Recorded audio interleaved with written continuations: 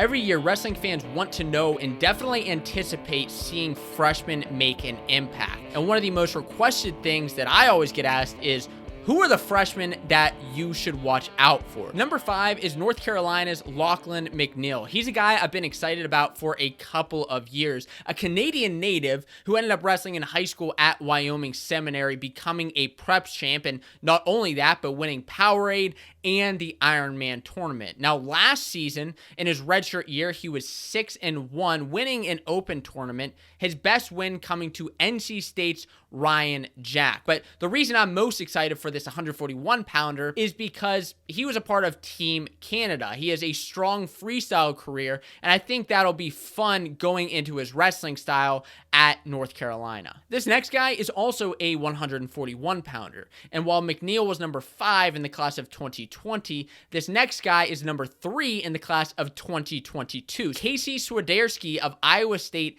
is a true freshman who's likely going to be starting this season. What's so exciting about him? Well, he was a 4-time Michigan State champion with a 166-3 overall career record. I think the thing that also makes him exciting is there are only a handful of 4-time Michigan State champions. One of the other ones is Brent Metcalf, who is currently now Swiderski's coach.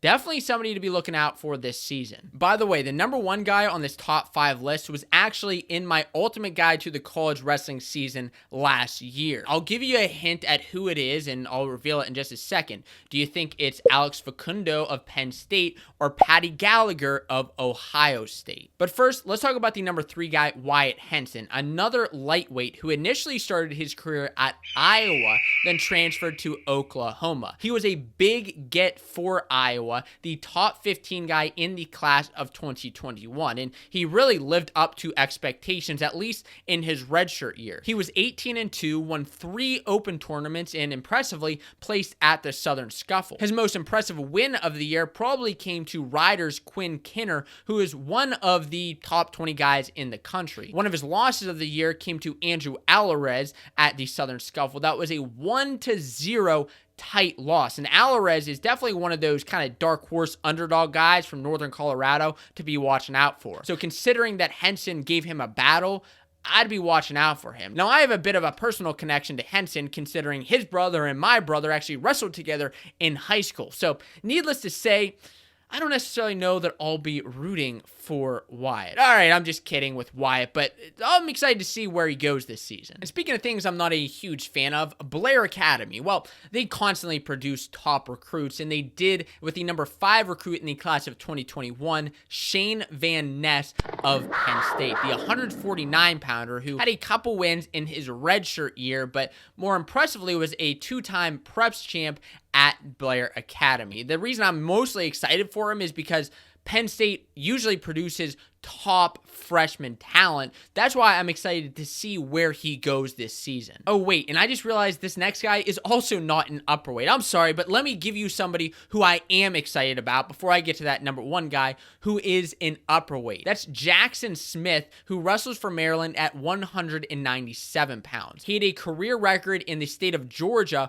100 and only 1 loss, winning 2 Georgia State titles. He's also had impressive victory at Pan Am's and U20s in his freestyle career, which is why I think he's going to be a great asset to Maryland, who has been trying to build up their program to be a contending Big Ten team. Smith may just be the guy to help them do it. But at my number 1 spot for the top starting freshman this year, is it Gallagher? Is it Facundo? Well, I'm going with the guy from Ohio State, Patty Gallagher, who is wrestling 157 pounds. He had a crazy successful high school career at St. Ed's, winning 2 state titles. He probably would have won another one if the 2020 tournament wasn't canceled. He's won the Ironman. He's won Fargo. He's won Who's Number 1. And not only that, but in his redshirt year, he had a pretty successful season. He didn't have any like big, crazy, notable wins, but it was a winning record. Now, one loss that he did have was to Penn State's Levi Haynes,